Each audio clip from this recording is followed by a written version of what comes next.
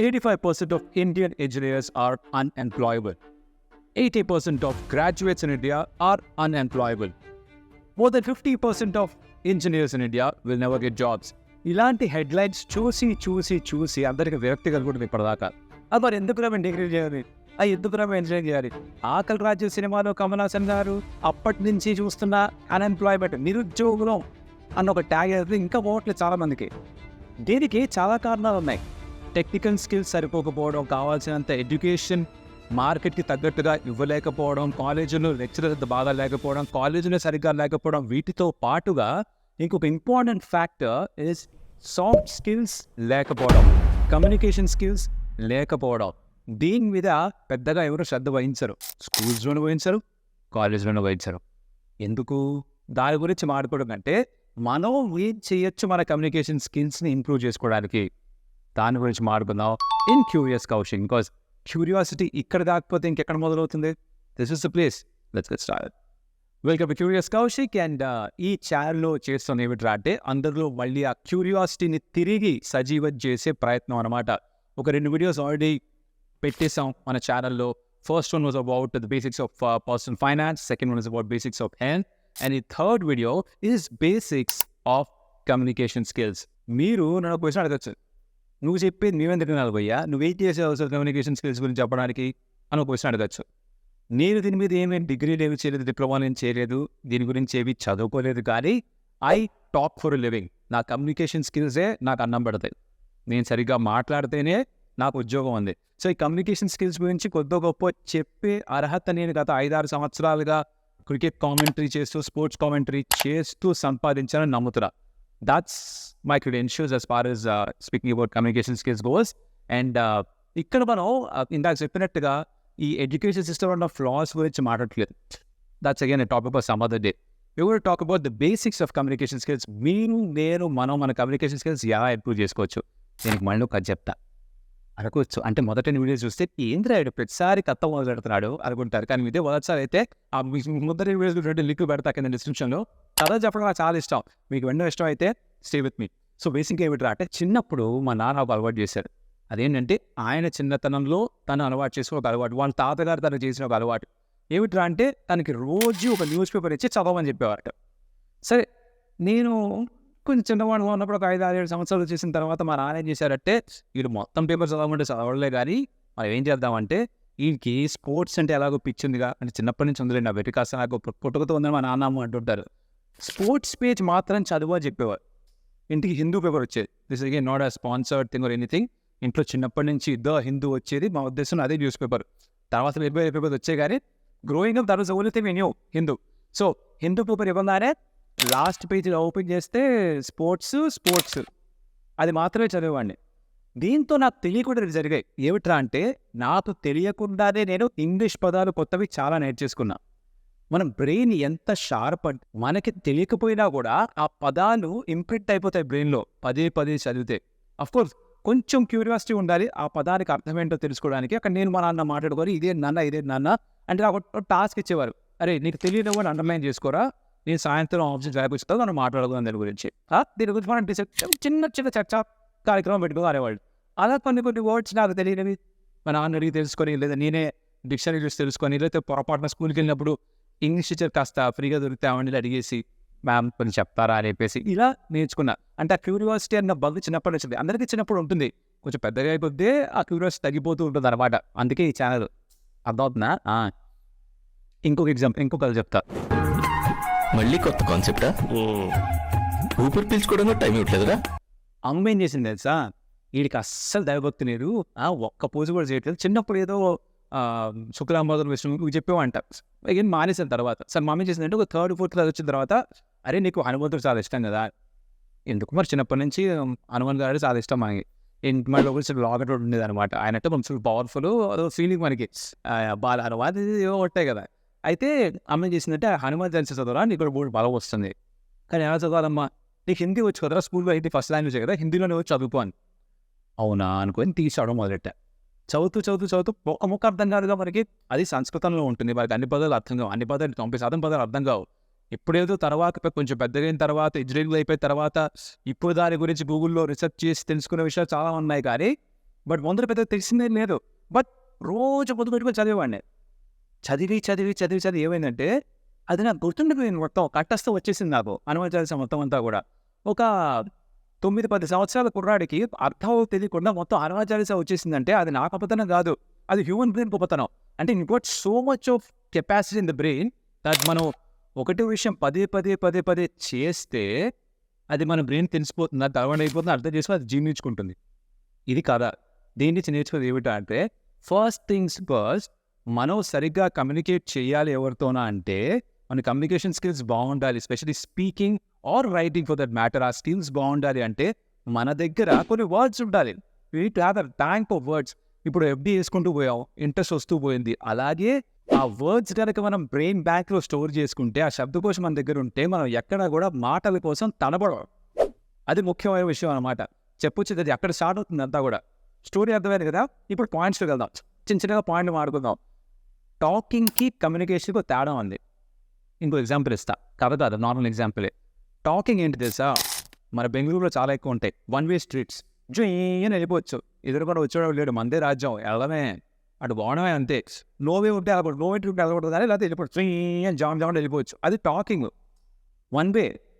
Okay, communication one way street కాదు. కమ్యూనికేషన్లో ఇటు నుంచి బండ్లు వస్తున్నాయి, అటు నుంచి బండ్లు వస్తున్నాయి. నా నచ్చినట్టుగా జో వెళ్ళిపోతానంటే షెడ్కే. అర్థమైందా? బేసిక్గా ఇది talking is a one way street, communication is a two way street. కమ్యూనికేషన్లో మనం చెప్పింది అవతల వ్యక్తికి అర్థం అవ్వాలి, అవతల వ్యక్తి మనకేం చెప్తున్నాడో మనం విని అర్థం చేసుకోవాలి. ఈ రెండు ఉంటాయి. వాళ్ళు ఏం చెప్తున్నారో వినకుండా ముందరే మనం చెప్పాల్సింది మనం చెప్పేసామనుకో, కక్కేసామనుకో, కక్కుతాం అంతే. కమ్యూనికేషన్ ఉండదు, టాకింగే ఉంటుంది, వాదనమే ఉంటుంది, మాట్లాడుకోవడం చర్చించుకోవడం ఉండదు.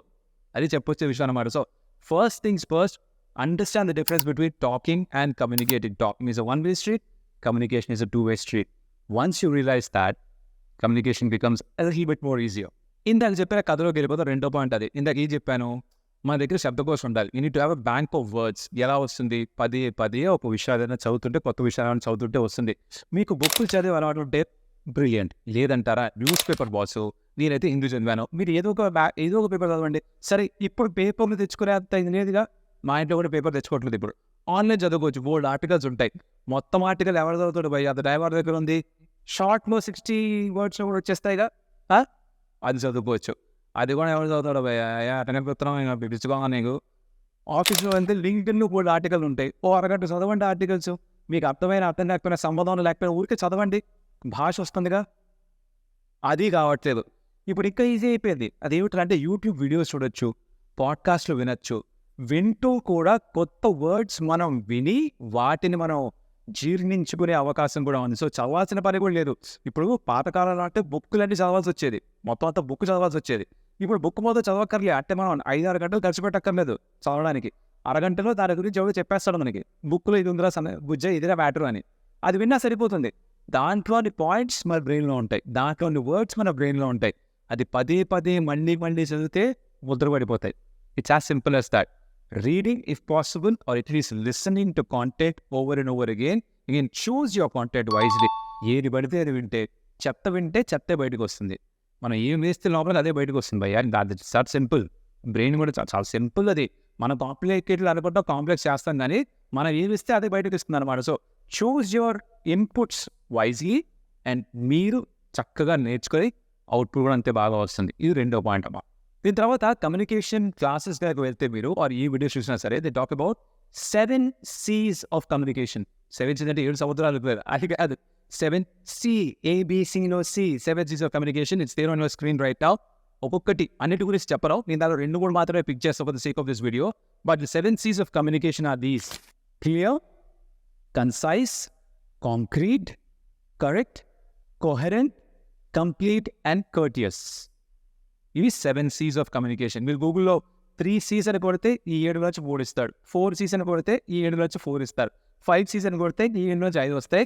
బట్ 7 C's అని కొడితే ఈ 7 మీకు డెఫినెట్గా కనిపించేస్తాయి అనమాట. దీంట్లో అన్నిటి గురించి మాట్లాడుకోకుండా మనం ఏం చేద్దాం అంటే, will talk about clear, will talk about coherent and will talk about courteous. ఈ 3 విషయాలు మాత్రమే మాట్లాడదాం, మిగతా మీకు ఎప్పుడన్నా మాట్లాడుకుందాం. First thing clear. ఈ మధ్యకాలంలో ఒకటి నడుస్తుంది ఏమిట్రా అంటే ఎవరికి అర్థం కాని వర్డ్స్ కనుక మనం సూపర్ వర్డ్స్ వాడి పాడుకోపోయాం అనుకో మనమే తోపులో అనుకుంటాం. కానీ యాక్చువల్లీ కాదు. ఇందాక చెప్పాను కమ్యూనికేషన్ ఏంటి, మనం చెప్పేది అవతల వ్యక్తికి అర్థం కావాలి, వాళ్ళు చెప్పేది మనకు అర్థం కావాలి. మనకి తెలుసు కాబట్టి ఏదో జార్గన్ వాడేసి విచిత్రమైన పదాలు వాడిపారు దొబ్బి అవన్నీ చెప్పేసి నేను తోపుని అనే ఫీలింగ్లో మనం ఉంటా, కానీ అవతడికి ఏం అర్థం కాదు. ఆడు ఏం చెప్పాడు రా, డాడీ ఏం చెప్పావురా? ఇందులో నీకేం అర్థమైందిరా? అర్థం కాకే ఏం చెప్పావురా అని అడిగాను. ఏం మాట్లాడుతున్నాడు వాడు, అది వెళ్ళిపోతారు పక్కకి. అది కాదు కమ్యూనికేషన్, అది మళ్ళీ టాకింగ్ అయిపోతుంది. ఎందుకు ఇది స్టార్ట్ అయింది దట్ పెద్ద పెద్ద వర్డ్స్ వాడాలని. ఐన్స్టీన్ కూడా, the great Albert Einstein, is something very very very very very interesting. అని ఏమన్నారు అంటే కాంప్లెక్స్ విషయాన్ని దాంట్లో సింపుల్గా అవతల వ్యక్తికి ఎక్స్ప్లెయిన్ చేయలేకపోతే నీకు అర్థం కాలేదు చెప్పేశాడు ఆయన. ఆయనదే పోయింది, పక్కన యాపిల్ పడినప్పుడు గ్రావిటీ కనుక్కున్నాడు ఆయన. ఏమిటండి మీరు మాట్లాడేది? ఆయన చెప్పేస్తారట, చెప్పి వెళ్ళిపోయాడు ఆయన. కాంప్లెక్స్ విషయాన్ని నువ్వు సింపుల్ భాషలో చెప్పలేకపోతే నీకు అర్థం కాలేదు అని. సో ఎంత కాంప్లెక్స్ విషయాలైనా సరే అవతలి వ్యక్తికి అర్థమయ్యేలాగా చాలా సరళమైన భాషలో చెప్పగలిగితే, easy to understand words and phrases వాడుతూ if you can explain and convey what you want to say, then the job is done. అదే కమ్యూనికేషన్, అదే ఎఫెక్టివ్ కమ్యూనికేషన్ చాలా ఇంపార్టెంట్ పిల్లర్, అదే క్లారిటీ. సో మీరు చెప్దామనుకుంది క్లియర్గా మీకు మాత్రమే అర్థమయ్యే భాషలో కాకుండా అవతల వ్యక్తికి కూడా అర్థమయ్యే భాషలో చెప్పాలి. Next coherent. కోహరెన్స్ అంటే ఏంటి, మనం చెప్తుంది వాళ్ళకి అర్థం కావాలి, దాని క్లారిటీకి సంబంధం లేదు. ఇది కూడా చాలా సందర్భాల్లో ఏమవుతుందంటే, నాకు కూడా ఈ ప్రాబ్లం ఉంది, చాలా వేగంగా మాట్లాడతా, తొందరగా మాట్లాడేసరి ఉంటుంది. మన బ్రెయిన్ ఎన్ని వర్డ్స్ అయితే పంప్ చేస్తుందో పర్ సెకండ్, మన నోరు అన్ని పంప్ చేయలేదు. సో అక్కడ ఏమవుతుందంటే మాటలు రూల్ అవుతాయి, తడబడతాం. కొన్ని సందర్భాల్లో మాటలు దొరకకపోతే ఆగిపోతాం. దాంట్లో ఏమవుతుందంటే కోహరెన్స్ మిస్ అవుతుంది, అంటే వాడికి కన్ఫ్యూజన్ పెరుగుతుంది. వాడికి ఆ కన్ఫ్యూజన్ పెరగకూడదు అంటే మనం ఒక స్పీడ్ ఆఫ్ టాకింగ్ మనం ఏంటో అర్థం చేసుకోవాలి. ఇది ఓ 4-5 సార్లు ప్రాక్టీస్ చేస్తే మీకు మీరు రికార్డ్ చేసుకున్నా ఎవరి ముందరన్నా మాట్లాడినా మీకు అర్థమవుతుంది. మీ మాటలు మీ మెదడులోంచి మీ నోటి దాకా వచ్చే వరకు ఈ ప్రయాణం ఏదైతే ఉందో ఆ ప్రయాణంలో కనుక మీరు తొందరపడితే అవి తడబడతాయి. అవి తడబడకుండా నిలబడాలంటే మీరు కాస్త సంయమనం ఓపిక పాటించాలి. సో కోహరెన్స్ చాలా ఇంపార్టెంట్. ఈ మాటలు రోల్ అయ్యే ప్రాబ్లం ఉన్నప్పుడు ఒక చిన్న ఎక్సర్సైజ్ ఉంది. ఇది మాకు ఈ కామెంటరీకి వెళ్ళినప్పుడు this voice coach came to us and he basically told this to us. ఇది చేస్తే సాల్వ్ అయిపోతాను. ఏంటో అంటే ఓ పెన్ను పెన్సిల్ తీసుకొని పళ్ళ మధ్యలో పెట్టుకొని మీరు చెప్పాల్సిన స్టేట్మెంట్నే ఆ సెంటెన్స్ చెప్పాలన్నమాట. లైక్ ఫర్ ఎగ్జాంపుల్, నేను ఇప్పుడు మాట్లాడుతున్న వీటితోటి ఎక్స్ట్రా ఎఫర్ట్ పెట్టి మాట్లాడాలి, వెన్న అయిపోతే ఫన్నీగా ఉండొచ్చు, ఏం చేస్తారో మొహంతో అనిపిస్తుంది. కాకపోతే ఇది కనుక మీరు ఒక 15 నిమిషాలు చేశారనుకోండి, ఎక్స్ట్రా ఎఫర్ట్ తీసుకొని ఆ పదాలు స్పష్టంగా పలికే ప్రయత్నం చేస్తున్నారు కాబట్టి పదాలు ఆటోమేటిక్గా స్పష్టంగా బయటకు వస్తాయి. నన్ను నమ్మక్కర్లేదు, నేను చెప్పింది వినక్కర్లేదు, ట్రై చేసి చూడండి. ఎవరు లేనప్పుడు నేనంటే I made a full of myself by doing it publicly on video. చేయక్కర్లేదు, ఏం తప్పే లేదు, పైగా ఎవరు నవ్వుతారని చెప్పి మనం ఆపేయకూడదు. బట్ ఇది ట్రై చేసి చూడండి, ఇట్ వర్క్స్ రియలీ వెల్. మీరు రాసుకున్న స్పీచ్ ఏమన్నా ఉన్నా సరే అది మీరు పళ్ళ మధ్యలో పెట్టుకొని అది కనుక మీరు 10 చదవగలిగితే, స్పష్టంగా చదివే ప్రయత్నం చేస్తే కనుక ఇది లేకుండా అలా వచ్చేస్తుంది. అలా గంగా ప్రవాసమే అలా వెళ్ళిపోతూ ఉంటాయి అన్నమాట పదాలు. దాని తర్వాత ఎవరు ఇతమ మాట్లాడుతున్నాడు, ఏం తాగి మాట్లాడుతారు అసలు అని అంటారన్నమాట. This is what will happen, trust me. The other thing I want to talk about is courteous.